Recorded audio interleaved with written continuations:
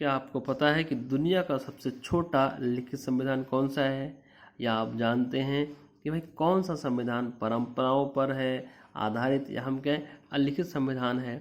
और हम आपसे कहें कि क्या आप जानते हो कि भाई भारत में कौन कौन से संघात्मक शासन की व्यवस्था की गई है, या हम कहें कि संघात्मक संविधान की विशेषताएं अपनाई गई हैं, और कौन कौन से एकात्मक संविधान की विशेषताएं अपनाई गई हैं, और संसदीय शासन प्रणाली भारत में कहाँ से आई है, या हम कहें कि भारत में शक्ति का स्रोत क्या है। तो इन सब सवालों का आंसर जानने के लिए आपके लिए ये वीडियो देखनी आवश्यक है। ठीक है, तो चलिए आज की वीडियो शुरू करते हैं। और मैं अवतार राणा आपका स्वागत करता हूं हंस वाहिनी क्लासेज में एक बार फिर से। चलिए, तो बात कर रहे हैं आज हम भारतीय संविधान की विशेषताओं की। तो सबसे पहले जो विशेषता है हमारे संविधान की वह क्या है? विश्व का सबसे बड़ा लिखित संविधान है। विश्व का सबसे बड़ा कैसा संविधान है भाई? लिखित संविधान है।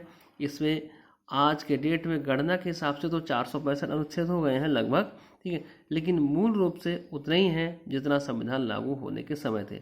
मतलब 365 मतलब अभी हैं, 462 अभी हैं, और 395 कब थे जब संविधान लागू हुआ था।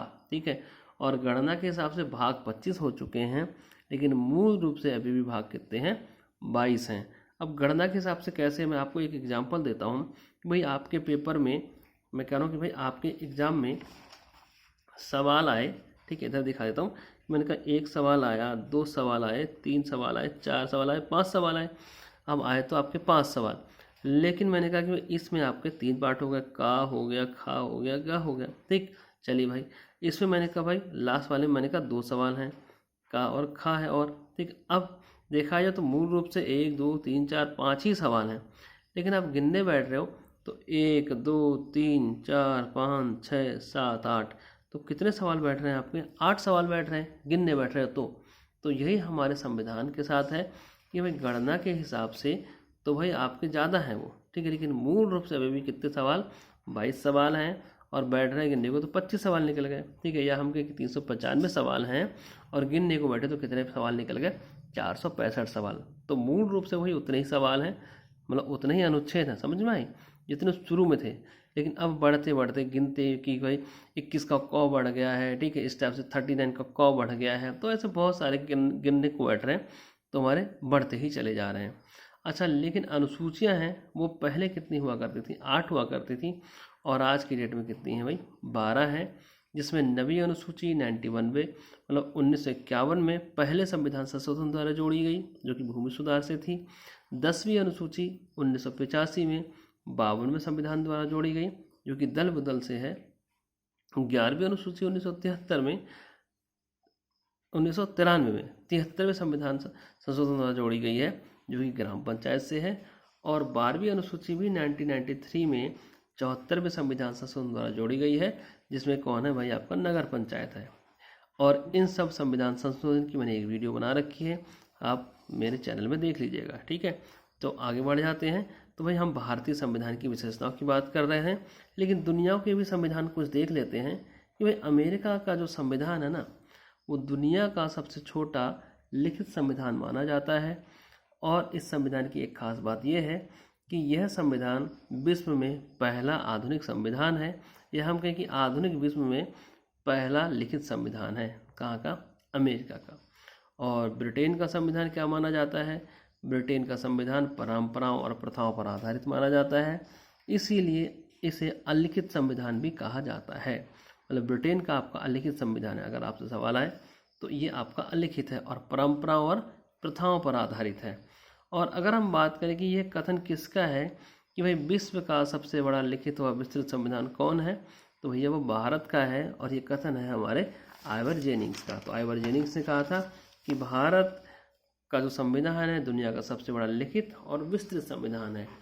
तो जैसे हम बात कर रहे थे कि संसदीय शासन प्रणाली, तो संसदीय शासन प्रणाली भाई ब्रिटेन से ली गई है, ठीक, और यहाँ पर ही इसका विकास हुआ है। मतलब सर्वप्रथम इंग्लैंड में ही इसका विकास हुआ है, और भारत में ये प्रथा कहाँ से आ गई भाई? इंग्लैंड से आ गई। इसीलिए जो भारत का राष्ट्रपति है वो ब्रिटेन के महारानी या महाराज के समान क्या है? कार्यपालिका का नाम मात्र का प्रमुख होता है, क्योंकि विशेषता वहीं से आई है। और वास्तविक सत्ता किसके हाथ में होती है? वास्तविक सत्ता हाथ में होती है प्रधानमंत्री और उसकी मंत्रिपरिषद में। यही संसदीय शासन प्रणाली की क्या है विशेषता है कि भाई वास्तविक सत्ता किसी और के पास है और नाम मात्र की सत्ता किसी और के पास। भारत में स्वतंत्र न्यायपालिका अपनाई गई है, ठीक है। साथ में यहाँ पर संसदीय संप्रभुता तथा न्यायिक सर्वोच्चता के बीच क्या करा गया है, समन्वय स्थापित करा गया है। मतलब हम कहें कि ब्रिटेन में आपकी संसद की सर्वोच्चता है और अमेरिका में यूएसए में आपकी न्यायिक सर्वोच्चता है। तो भारत में एक इनके बीच का रास्ता निकाला गया कि भाई इनका क्या करा गया है, समन्वय किया गया कि भाई ना तो यहाँ पे संसद सर्वोच्च है और ना ही भाई एकदम न्यायालय पूरा सर्वोच्च है, ठीक है। तो यहाँ पे क्या है कि जो एक दूसरे को क्या करते हैं, बैलेंस करा गया है। अच्छा, भारत के संविधान में कठोरता या हम कहें मुलायमता या नम्यता या और अनम्यता का क्या मिश्रण देखने को मिलता है। वो कैसे, कभी मैंने एक वीडियो बना रखा है संविधान संशोधन का अनुच्छेद 368 की प्रक्रिया के ऊपर। तो उसमें मैंने बता रखा है कि जो संविधान संशोधन हमारे 1, 2, 3 प्रकार से होता है। कैसे 3 प्रकार से होता है, एक में भाई कि भाई आपका बिल्कुल साधारण बहुमत से हो जाएगा, तो वही नम्यता का मिश्रण है कि साधारण बहुमत से ही क्या हो जाएगा, संशोधन हो जाएगा। दूसरा है भाई कि भाई विशेष बहुमत चाहिए, तो ये थोड़ा कठिन है। और सबसे ज़्यादा कठिन क्या है, विशेष बहुमत और आधे राज्यों का अनुसमर्थन। तो ये मैंने पूरा वीडियो बना रखा है 368 वाला, आप यहाँ पे जाके देख सकते हैं, ठीक है। चलिए भाई आगे बढ़ जाते हैं। और अगर हम बात करें, ठीक है, कि भारतीय जो संविधान है ना, ठीक, उसमें आपके संघात्मक संविधान की क्या क्या हिसाब किताब है, तो ये भी देख लेते हैं। तो संघात्मक संविधान के पहले तो लक्षण देख लेते हैं। कभी कभार ये एग्जाम में आता है, नॉर्मल इस टाइप से आ जाता है कि बताओ संघात्मक संविधान के क्या क्या लक्षण होते हैं। तो इसका जो पहला लक्षण होता है ना, वो है शक्तियों का विभाजन। और शक्तियों का विभाजन का मतलब है कि शक्तियाँ केंद्र और राज्य में कैसे बटी पड़ी हैं, ठीक है, या हम कहें कि आपस में शक्तियों को कैसे विभाजन हुआ है। और यही इसका मूल लक्षण है।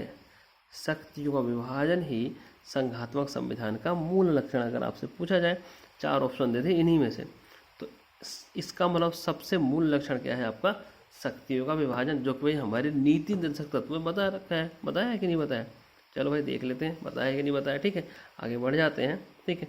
अब है दूसरा लिखित संविधान। तो भाई लिखित संविधान क्या है आपका, तो लिखित संविधान आपका है कि भाई भारत का संविधान तो लिखित ही है, तो ये भी संघात्मक की विशेषता हो गई भारत के संविधान में। संविधान भी भाई सर्वोच्च है हमारे यहाँ, ठीक है, क्योंकि हमारे यहाँ संविधान को क्या माना गया, सर्वोच्च माना गया है। और सारी शक्ति का स्रोत किसे माना जाता है, संविधान को माना जाता है। और संविधान में अपरिवर्तनशीलता है, ठीक है, भाई जैसे बदलता तो है लेकिन इतनी आसानी से भी नहीं बदलता कभी कभी। और मैंने अभी थोड़ी देर पहले बताया ही है, ठीक है, कि भाई उसमें आपका साधारण बहुमत से बदला जा सकता है, विशेष बहुमत से बदला जा सकता है, और सबसे ज़्यादा कठिन क्या है, विशेष बहुमत और आधे राज्यों का समर्थन। और हमारे यहाँ स्वतंत्र न्यायपालिका है। तो आपको याद रखना है कि यही हमारे यहाँ क्या है, संघात्मक संविधान के लक्षण है। और यही संघात्मक संविधान के लक्षण होते हैं, ठीक है। शक्तियों का विभाजन मेन लक्षण, लिखित संविधान, संविधान की सर्वोच्चता, संविधान की अपरिवर्तनशीलता और स्वतंत्र न्यायपालिका, ठीक है। अच्छा, भारत ने एकात्मक लक्षण भी अपनाए हैं। अच्छा, कि भारत का जो संविधान है तो वैसे संघात्मक, ठीक है, लेकिन क्या है कि ये एकात्मक भी हो जाता है टाइम टाइम पे। जैसे हमने कहा कि भाई एकल नागरिकता क्या है आपका, या हम कहें एकहरी नागरिकता, एकात्मक संविधान का लक्षण है कि भाई पूरे देश में एक ही नागरिकता होगी। दूसरी अगर हम बात करें कि जो राज्यपाल की नियुक्ति है ना, वो राष्ट्रपति के द्वारा की जाती है, ये भी आपका एकात्मक संविधान का लक्षण है, ठीक है, राष्ट्रपति के द्वारा राज्यपाल की नियुक्ति। तीसरा है आपातकालीन उपबंध, जब भाई देश में आपातकाल लगता है तो सरकार या हम कहें उस समय जो हमारा संविधान है वो कैसा हो जाता है, एकात्मक हो जाता है, ठीक। तो ये भी एकात्मक का लक्षण है। अखिल भारतीय सेवाएं। अच्छा, अखिल भारतीय सेवाएं कौन कौन सी हमारे यहाँ, तो हमारे यहाँ 3 अखिल भारतीय सेवाएं हैं, IAS, IPS और IFS, ठीक है। तो Indian administrative service, Indian police service और इंडियन फॉरेस्ट सर्विस, ठीक है। तो ये 3 अखिल भारतीय सेवाएं हैं, ठीक है। तो ये क्या है, ये भी हमारे यहाँ एकात्मक संविधान का लक्षण माना जाता है, ठीक, क्योंकि ये हमारे सेंट्रल गवर्नमेंट के अधीन होती हैं, जो काम करती हैं राज्य सरकारों में। फिर है कि संसद को नए राज्यों के निर्माण की शक्ति, ये भी हमारे एकात्मक लक्षण है कि भाई संसद को फुल पावर है कि वो किसी नए राज्य का गठन कर दे, उसकी सीमा में परिवर्तन कर दे या उसके नाम में क्या कर दे, परिवर्तन कर दे। तो ये भी आपका एकात्मक का लक्षण है। और अगर हम बात करें आगे की बात कि संसद को राज्य सूची के विषय पर कानून बनाने की शक्ति, तो ऐसा हर बार नहीं होता है कि भाई राज्य सूची पर कानून, लेकिन आपका अगर ऐसा हो जाए कि भाई राज्यसभा परमिशन दे दे तो बना सकती है, या भाई आपातकाल वगैरह लग जाए तो बना सकती है। तो लेकिन संसद को अधिकार तो है राज्य सूची पर कानून बनाने का। यही हमारा क्या है, एकात्मक लक्षण है। और आइवर जेनिंग्स ने इसीलिए क्या कहा था कि भाई यह ऐसा संघ है जिसमें केंद्रीकरण क्या है, सशक्त माना गया है। मतलब इसमें संघात्मक सरकार तो है लेकिन केंद्रीकरण की क्या है, शक्ति क्या है, प्रबल है। ठीक। और इसी चक्कर में ऑस्टिन ने कहा क्या है भाई कि यह क्या है, एक सहकारी संघवाद है। और अगर हम बात करें कि भारत में क्या है, देखो संविधान की सर्वोच्चता है और शक्ति का स्रोत कौन है भाई, संविधान ही है। और ब्रिटेन में क्या है, संसद की सर्वोच्चता मानी जाती है। और यूएसए में क्या मानी जाती है भाई, न्यायपालिका की सर्वोच्चता। तो हमने आज मोटा मोटा भारत में क्या है, लक्षण देख लिए संविधान के। और अगला वीडियो होगा हमारे संविधान की स्रोत। और भाई वीडियो अगर अच्छा लगता है तो लाइक करिए, सब्सक्राइब जरूर करिए, ठीक है। और भाई हमारा मनोबल बढ़ाते रहिए ताकि मैं अच्छी ज्ञानपूर्ण वीडियो लाता रहूँ। अपना समय देने के लिए धन्यवाद।